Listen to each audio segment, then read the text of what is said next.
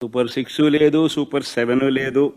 మా ప్రభుత్వం అమలు చేస్తూ ఉన్న, గతంలో అమలు చేస్తూ ఉన్న పథకాలు పిల్లల చదువులకు అవసరమైన పిల్లల చదువులను ప్రోత్సహిస్తూ, ఆ తల్లులను ప్రోత్సహిస్తూ, ఆ పిల్లల చదువుల కోసం, ఆ తల్లుల కోసం ఇస్తా ఉన్న అమ్మఒడి, పాయే, రైతన్నలకు తోడుగా నిలబడే రైతు భరోసా పథకం, పాయే, వసతి దీవెన, పాయే, విద్యా దీవెన అరకొర, చేయూత లేదు, ఆసరా లేదు, సున్నా వడ్డీ, ఆరోగ్యశ్రీ పూర్తిగా కూడా యగనామమే, వాహనమిత్ర, నేతన్న నేస్తం, మత్స్యకార భరోసా, కాపు నేస్తం, ఈబీసీ నేస్తం, చేదోడు, తోడు, లానేస్తం, అన్నీ గతంలో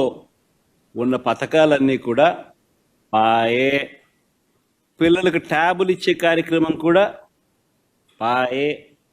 మరి నేను అడుగుతా ఉన్నా, 1,45,000 కోట్ల రూపాయల అప్పులు చేసినవి, చేయబోతున్నవి